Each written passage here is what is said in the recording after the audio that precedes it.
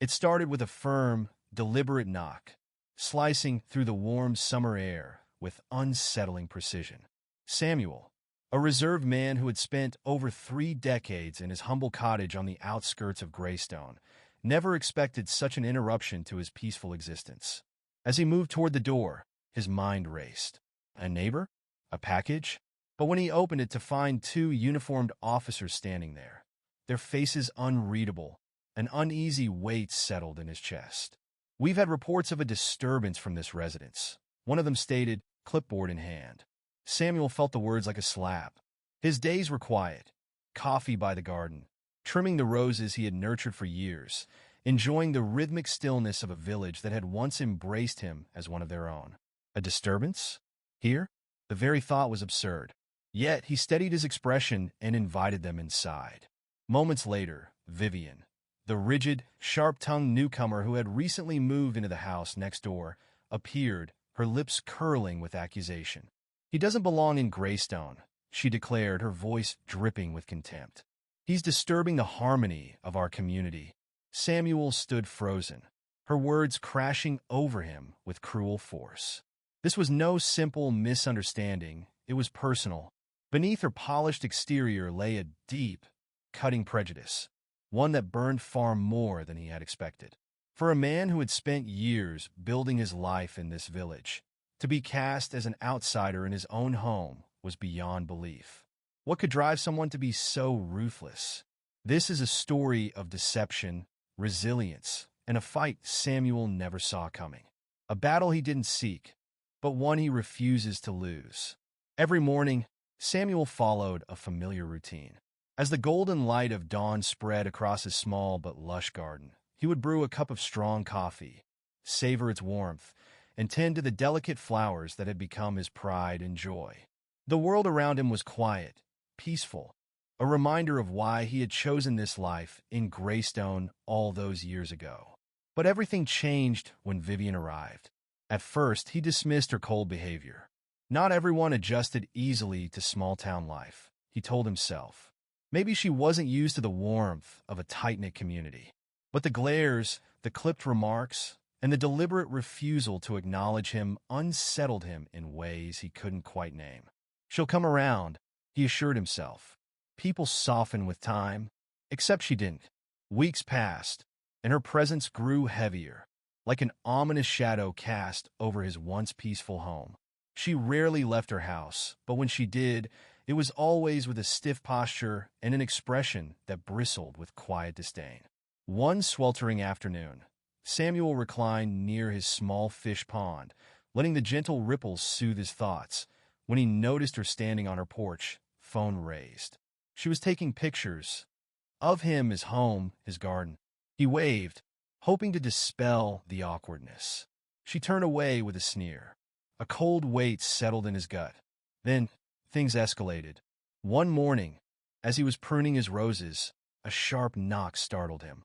He opened the door to find 2 officers waiting with neutral but firm expressions.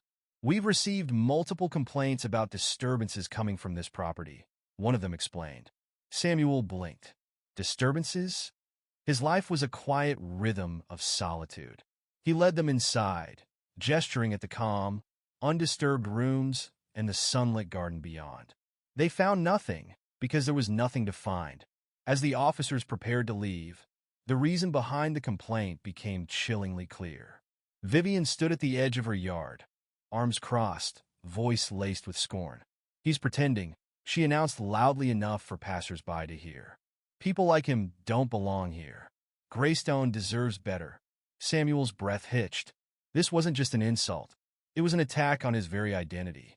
He had spent years carving out a life in this town, only to be painted as a fraud by someone who had barely set foot here.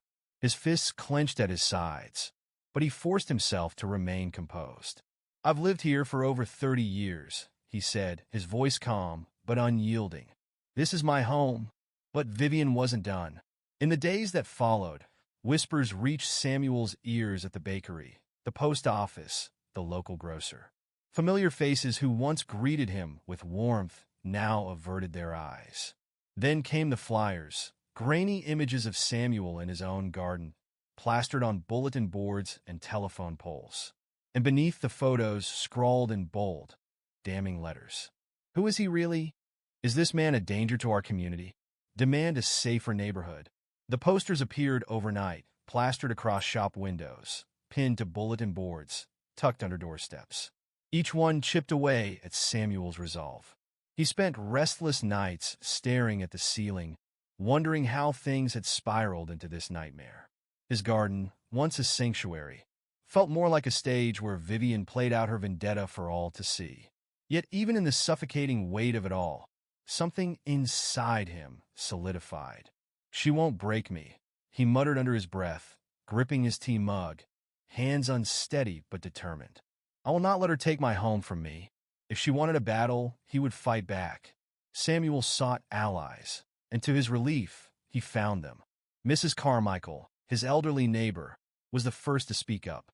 "That woman's lost her mind," she declared one evening, leaning over the fence. "We know you, Samuel. She's a stranger here, not you." Then came Mr. Patel, the shopkeeper, who had noticed Vivian's peculiar behavior. "She buys stacks of those flyers herself.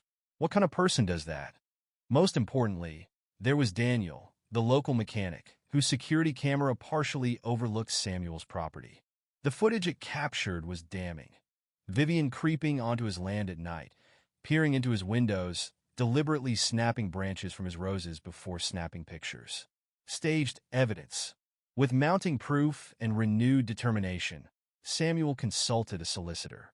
The legal process was daunting, but he poured his energy into collecting witness statements, compiling the footage, and filing a formal harassment complaint. The day he handed over the folder of evidence, he felt something he hadn't in weeks: hope. The summons arrived at Vivian's doorstep a few days later.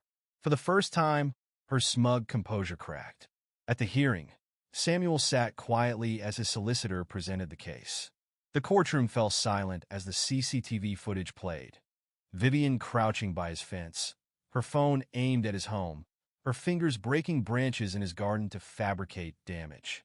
Testimonies from neighbors painted a chilling picture. A woman obsessed with ruining a man who had done nothing to her. Even the police report from the false disturbance call came back to haunt her. Vivian tried to play the victim. She spun a desperate tale about protecting the integrity of the village, but the magistrate wasn't fooled. "This is harassment," the magistrate declared firmly. "And it ends today." Vivian was issued an antisocial behavior order, barring her from approaching Samuel or continuing her smear campaign. She was also ordered to pay damages and legal fees. A small but significant victory. The fallout was swift. Vivian, once the self-proclaimed guardian of the village, became its disgrace. The very people who had once whispered about Samuel now turned their backs on her. Shopkeepers refused to serve her. The very posters she had put up around town were torn down. Not by strangers, but by her own humiliated hands under the watchful eyes of local officers. From his garden, Samuel watched her rip down the last of her flyers, her shoulders hunched, her movements hurried. He didn't need to say a word. His silence was victory enough. The scars of the ordeal would remain, but Samuel no longer felt like a man under siege. His garden, his sanctuary, became a place of peace once more. And as the village thawed, the warmth of true neighbors reminded him that he belonged here. He always had. One afternoon, he sat by his pond, the sun warm against his skin. A sense of quiet satisfaction settled in his chest. Vivian's voice had once been a storm threatening to drown him. But now, it was nothing more than a whisper lost in the wind.